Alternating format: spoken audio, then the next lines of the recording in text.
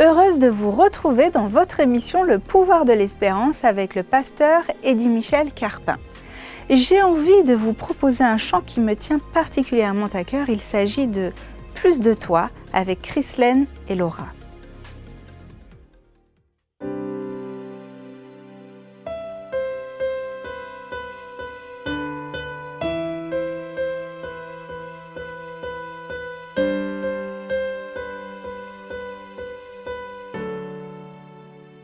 Quel privilège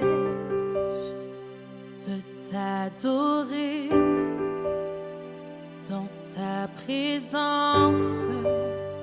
Je veux rester devant ta gloire, me prosterner devant ton trône, tout abandonner. Juste à tes pieds, c'est là qu'est ma place pour l'éternité. Contempler ta face, plus de toi, plus de toi, de ton esprit, plus de toi, plus de toi, plus de toi, Saint-Esprit.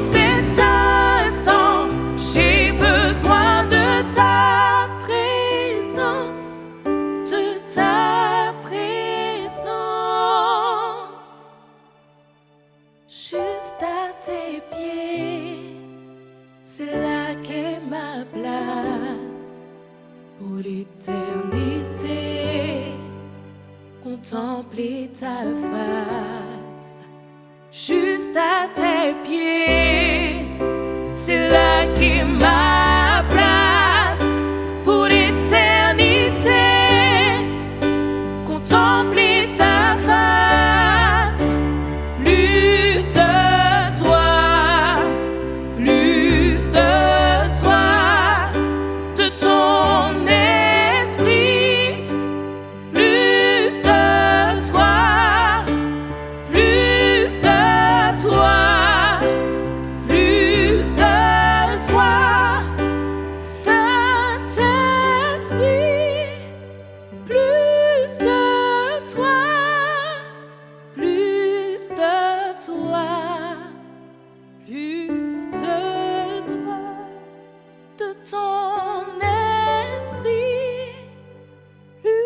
de toi, plus de toi, plus de toi, Saint-Esprit,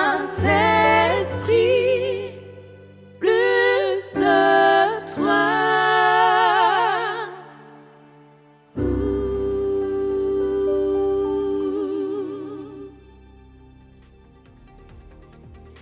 Chrislène et Laura, merci, ça a été un vrai plaisir de vous écouter.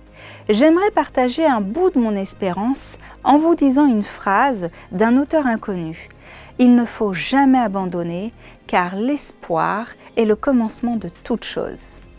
Tout de suite, le pasteur Eddy Michel Carpin pour votre étude biblique, et quant à moi, je vous retrouve demain, même heure, même chaîne.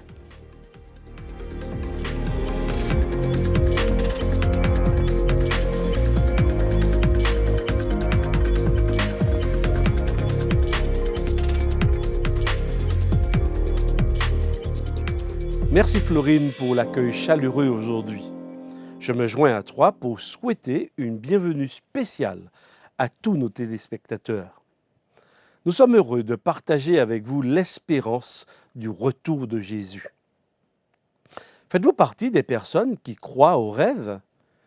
Une enquête IFOP pour toussoli.com réalisée par questionnaire auto-administré en ligne du 30 novembre au 1er décembre 2021 auprès d'un échantillon de 1009 personnes représentatives de la population française âgée de 18 ans et plus, fait ressortir que 93% des Français ont des rêves et que 57% d'entre eux croient aux rêves prémonitoires. Par rêve prémonitoire, on entend un rêve prétendant traiter d'un sujet réel, parfois de nature symbolique et semblant être une représentation d'une situation, d'un événement extérieur, présent ou futur, dont le rêveur n'avait pas conscience au moment de s'endormir. Ces chiffres sont importants, n'est-ce pas? Pourtant, ce même sondage fait ressortir que les jeunes générations sont davantage portées à croire aux phénomènes paranormaux. Alors, croyez-vous que les rêves puissent annoncer des événements devant se réaliser?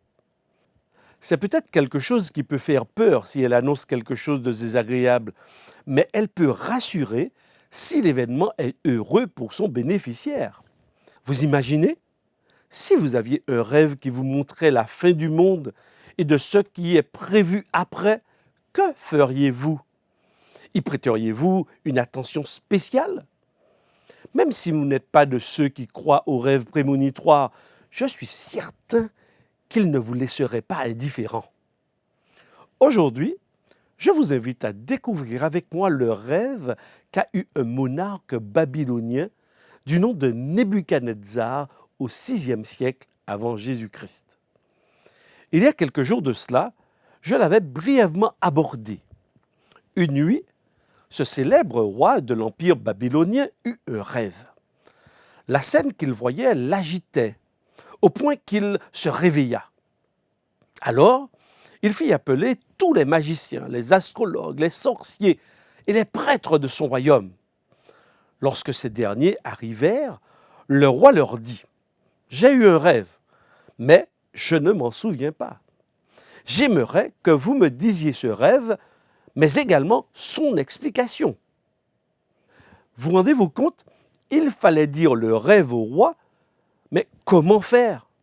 En principe, les magiciens, les astrologues, les sorciers, les prêtres étaient auprès du roi pour répondre à ce genre de questions. Mais là, ils se trouvaient devant une impasse. Ils étaient devant une énigme, car le roi Nebuchadnezzar avait tout oublié. Il n'avait aucune idée du rêve. Il savait seulement qu'il avait eu un rêve extrêmement troublant. Alors, ces hommes demandèrent au roi de leur donner quelques indices, de leur donner des indications. Ils voulaient avoir une base sur laquelle travailler. Mais le roi était devenu amnésique. Aucune piste, rien. Le rêve était oublié. Alors les prêtres chaldéens répondirent au roi, « Il n'y a personne sur la terre qui puisse faire ce que le roi demande. » C'est pourquoi jamais aucun roi, aussi grand et puissant qu'il ait été, n'a exigé une pareille chose d'un magicien, d'un astrologue ou d'un prêtre chaldéen. Ce que le roi demande est difficile. Il n'y a personne qui puisse faire une telle révélation au roi, mis à part les dieux. Or, il n'habite pas parmi les hommes. Aussi, devant leur incapacité à révéler au roi le songe et son explication, celui-ci décida de les faire mourir. À quoi servait-il s'ils étaient incapables de dire au roi le songe? À le tromper? Lui mentir? Lui dire ce qu'il voulait entendre? Mesdames et messieurs, un sondage de TF1 Info fait ressortir qu'en mai 2022, plus de 44% des Français croient en l'astrologie et 32% en la voyance. Ces chiffres très importants montrent que les êtres humains ont besoin d'être rassurés sur l'avenir. Ils ont besoin de pouvoir s'orienter dans les choix à faire de leur vie. Vous et moi ne pouvons simplement nous contenter de vivre. On aimerait savoir l'avenir. De plus, le climat d'insécurité dans lequel nous vivons pousse beaucoup de personnes à se tourner vers l'occultisme. Mais la réponse des magiciens, des astrologues, des sorciers et des sages ne peut nous laisser indifférents. Révéler un rêve sans donner d'indication, d'orientation, est dit impossible par eux.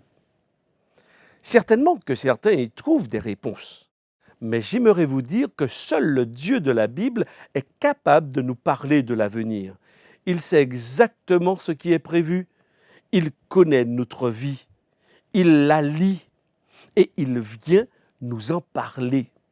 Parfois, il le fait au travers de rêves, mais aussi dans sa parole.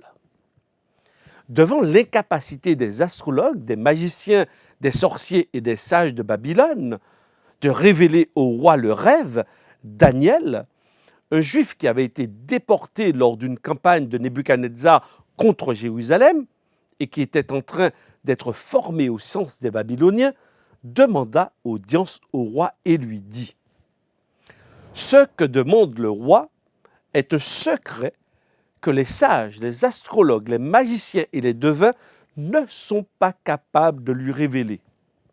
Cependant, il y a dans le ciel un Dieu qui dévoile les secrets et qui a fait connaître au roi Nebuchadnezzar ce qui arrivera dans l'avenir. » Daniel annonce au roi que le rêve qu'il a eu n'est pas un rêve commun. Il n'est pas comme les autres. C'est un rêve que le Dieu du ciel lui a donné et qui concerne l'avenir.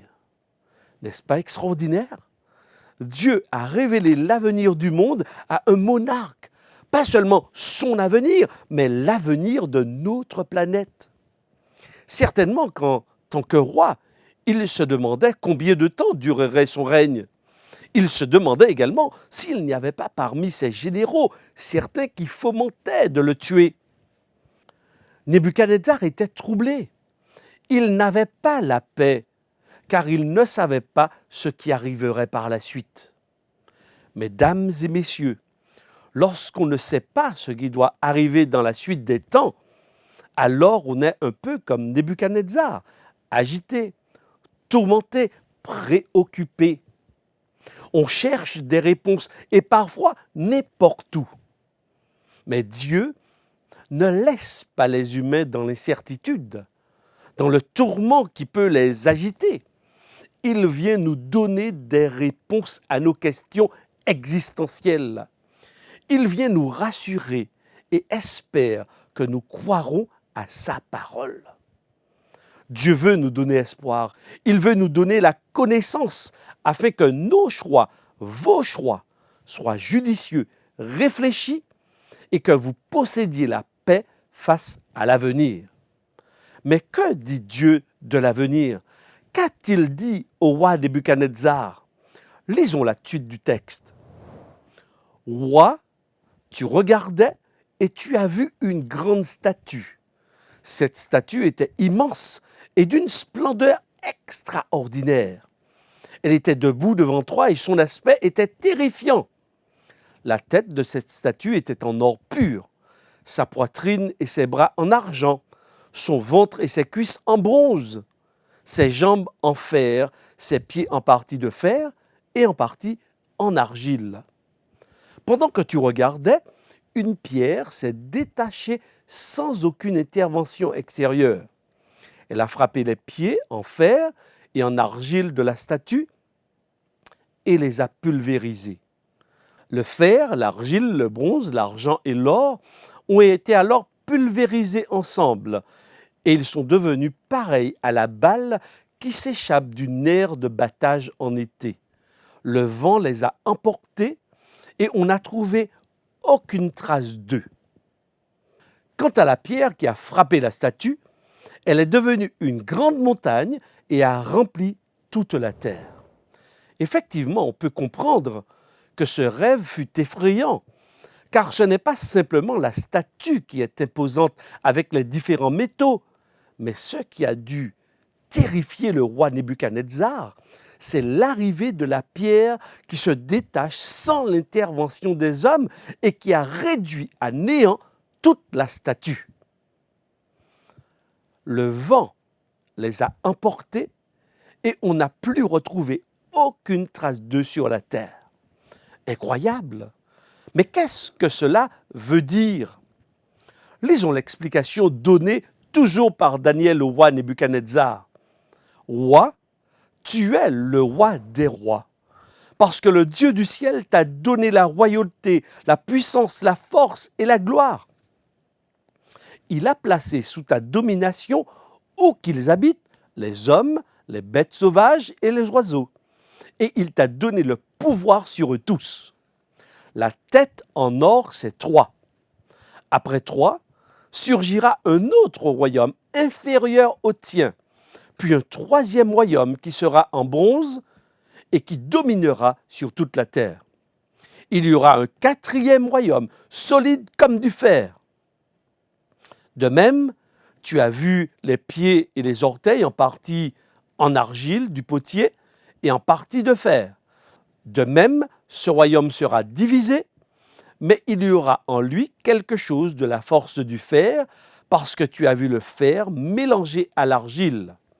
Cependant, ils ne seront pas vraiment unis l'un à l'autre, de même que l'on ne peut allier le fer à l'argile. Dieu révèle donc au roi Nebuchadnezzar qu'il y aura après lui 4 royaumes, mais qui perdront de leur éclat au fur et à mesure des changements des royaumes. Puis apparaîtront des royaumes divisés, la partie d'argile et la partie de fer. Dieu annonce qu'avec le temps, les hommes chercheront à créer un nouveau royaume universel comme l'Empire babylonien ou l'Empire perse, l'Empire grec ou l'Empire romain. Mais ils n'y arriveront pas. Lorsque nous cherchons dans les livres d'histoire ou sur Internet les royaumes qui se sont succédés dans le Moyen-Orient ou sur l'Europe, nous remarquons que ces différents empires se sont succédés l'un après l'autre, exactement comme le Seigneur l'avait annoncé au roi Nebuchadnezzar par la bouche du prophète Daniel. Ce rêve n'était donc pas anodin. Il annonçait bien au roi la suite des temps. Il annonçait l'avenir, notre avenir. Mesdames et messieurs, je ne peux vous dire comment Dieu fait pour connaître l'avenir avec autant de précision, mais je peux simplement constater qu'il le connaît. L'histoire nous le prouve. Dieu est le seul capable de dire les choses avant qu'elles n'arrivent. Il le fait pour que nous apprenions à avoir confiance en lui. La capacité qu'a Dieu de connaître l'avenir s'appelle l'omniscience. D'ailleurs, le prophète Ésaïe décrit cette omniscience de cette manière. « Je suis Dieu et personne n'est comparable à moi. Je révèle dès le début ce qui doit arriver et longtemps à l'avance ce qui n'est pas encore mis en œuvre. Je dis, mon projet se réalisera et je mettrai en œuvre tout ce que je désire. » Sur ces paroles, si vous voulez connaître l'avenir, alors il n'existe qu'un seul être capable de vous en parler, c'est le Dieu de la Bible. Il s'appelle l'Éternel, je suis. Revenons à notre rêve expliqué par Dieu. Qu'en est-il de cette pierre qui se détache sans l'intervention des hommes? À l'époque de ces rois, le Dieu du ciel fera surgir un royaume qui ne sera jamais détruit et qui ne passera pas sous la domination de notre peuple. Il pulvérisera tous ces royaumes-là et y mettra fin, tandis que lui-même subsistera éternellement. C'est ce qu'indique la pierre que tu as vue se détacher de la montagne sans aucune intervention extérieure et qui a pulvérisé le fer, le bronze, l'argile, l'argent et l'or. Le grand Dieu a fait connaître au roi ce qui doit arriver par la suite. Le rêve est vrai et son explication est digne de confiance. Premièrement, notons que la pierre vient frapper les pieds de la statue à une époque où les rois chercheront à faire alliance mais n'y parviendront pas. Deuxièmement, la pierre est le royaume que Dieu suscite, ce qui veut dire que ceux qui l'ont précédé n'ont pas la validité de Dieu. Ils ne reflètent pas le caractère de Dieu. Troisièmement, il existera pour ne passer sous la domination d'aucun autre roi. Son roi sera éternel et bien sûr son royaume également. Quatrièmement, nous devons maintenant chercher à comprendre l'époque de la venue du royaume de Dieu, puisque la pierre représente, et on l'a compris, le royaume de Dieu. Cinquièmement, le rêve est certain et digne de confiance. Mesdames et messieurs, certaines personnes pensent que le livre du prophète Daniel fut écrit au IIe siècle, car pour ces personnes, il est impossible de donner autant de précision concernant l'avenir. Un des éléments qui nous montre que le livre de Daniel rapporte des faits survenus au VIe siècle avant Jésus, c'est que Jésus-Christ lui-même, personnage historique, cite les écrits de Daniel et les évangiles nous le rapportent. Par exemple, dans Matthieu chapitre 24, verset 15, « C'est pourquoi, lorsque vous verrez l'abominable dévastation dont a parlé le prophète Daniel établi dans le lieu saint, » donc oui, nous pouvons faire confiance à Dieu. Nous pouvons faire confiance à ce texte du prophète Daniel, puisque Jésus le nomme prophète, le prophète Daniel. Mesdames et messieurs, nous sommes en décembre 2022. Tous ces royaumes ne sont plus depuis plusieurs siècles. Même si nous gardons des traces de ces empires dans nos lois et fonctionnements administratifs. Nous vivons donc à l'époque des pieds et des orteils de cette statue. Ce qui veut dire pour moi que la seule chose qui ne s'est pas encore produite, c'est l'avènement de la pierre ou du royaume de Dieu ou de la venue de Jésus. Mesdames et messieurs, je vous ai parlé de l'espérance du retour de Jésus. Je vous ai montré par la Bible que Dieu a un plan pour notre planète et qu'il voudrait que chaque homme, chaque femme, chaque jeune fille, chaque jeune garçon accepte son plan de sauvetage et croit en son retour. Mesdames et messieurs, il n'y a pas de plus belle espérance que de croire que Jésus revient et qu'il ramènera à la vie toutes celles et ceux qui ont placé leur confiance en lui. Je vous demande ardemment d'accepter l'espérance que vous apporte Jésus. Il est la réponse à tous vos problèmes, à tous nos problèmes. Il est la solution pour notre avenir. Cette parole de Dieu est véritable et digne de confiance. Ce soir, j'ai quelques livres à vous offrir. Puisque nous sommes en pleine période de cadeaux, alors ce soir, les 100 premières personnes qui appelleront recevront ce magnifique livre, L'Ultime Espérance. Appelez dès à présent au numéro gratuit qui s'affiche sur vos écrans. Oui, appelez et dites « Pouvoir de l'espérance ». Je vous souhaite une bonne fin de soirée, mais n'oubliez pas que seul Dieu peut annoncer l'avenir et il vous l'a fait connaître. À demain, Dieu voulant, même heure et même chaîne.